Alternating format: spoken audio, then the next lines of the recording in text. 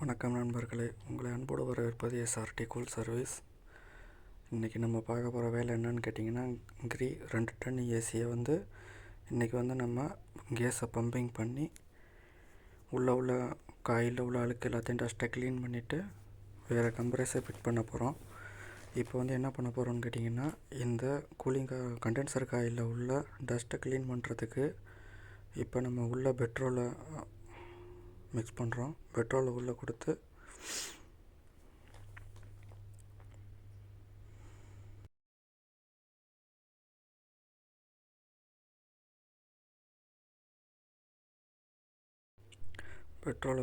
உள்ளே என்ன பண்ண போகிறோம் அப்படின்னா, பம்பிங் பண்ணி ப்ரெஷரை செக் பண்ண போகிறோம்.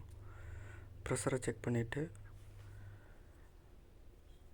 இப்போ இந்த ஸ்ட்ரெயினர் வால்வு மூலியமாக அதெல்லாம் பிளாக் ரிலீஸ் பண்ணிவிட்டு வெளியே வரப்போகுது. நீங்கள் பார்க்கலாம். இப்போ ப்ரெஷர் கொடுக்க போகிறோம். ப்ரெஷர் கொடுத்தோடனே டஸ்ட் எவ்வளோ வெளியே வருதுன்னு பாருங்கள்.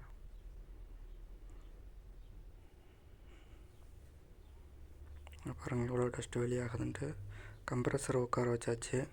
கம்ப்ரஸரை வெல்ட் அடிக்கிறதுக்கு முன்னாடி கம்ப்ரஸரு ரன்னிங் எப்படி இருக்குது, பம்பிங் எப்படி இருக்குன்ட்டு ஃபஸ்ட்டு செக் பண்ணுங்கள். செக் பண்ணதுக்கப்புறம் வெல்டிங் பண்ணுங்கள். இப்போ பைப்பை உட்கார வச்சு கரெக்டாக வெல்ட் அடிக்கிறாங்க. வெல்டிங் நல்லா பைப்பு ஹீட் ஆனதுக்கப்புறம் நல்ல முறையில் வெல்ட் அடிங்க.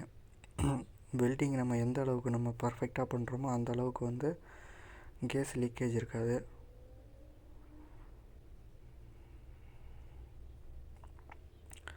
பாருங்கள் எவ்வளோ அழகாக சூப்பராக வெல்டிங் பண்ணியாச்சுன்ட்டு.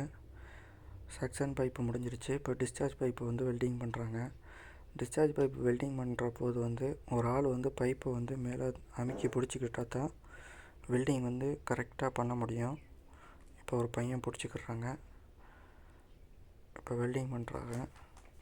வெல்டிங் நல்லபடியாக முடிஞ்சிருச்சு. இப்போ கம்ப்ரஸரோட ஒயரிங் ஃபிட் பண்ணுறாங்க. ரன்னிங் ஒயர் ஃபிட் பண்ணிட்டாங்க, காமன் ஒயர் ஃபிட் பண்ணிட்டாங்க. இப்போ ஸ்டார்டிங் ஒயர் ஃபிட் பண்ணுறாங்க.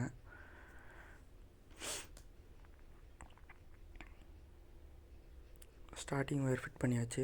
ஸ்டார்டிங் ஒயர் ஃபிட் பண்ணுறதுக்கப்புறம் ஒரு 5/8 1/4 பைப்பையும் வெல்டிங் பண்ணி ஃப்ளார் பண்ணிவிட்டு யூஸ் டேப்பில் போட்டு 2க்கும் கனெக்ட் பண்ணிடுங்க. கனெக்ட் பண்ணிவிட்டு வேக்கம் போட்டுருங்க.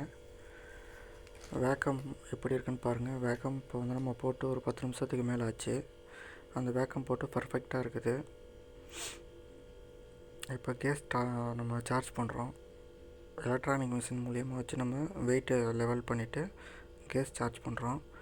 கேஸ் சார்ஜ் பண்ணதுக்கப்புறம் நம்ம சைட்டுக்கு எடுத்துகிட்டு போயிட்டு அங்கே கொண்டு போய் வச்சு நம்ம ஏசி ஆன் பண்ணியாச்சு. ஆன் பண்ணதுக்கப்புறம்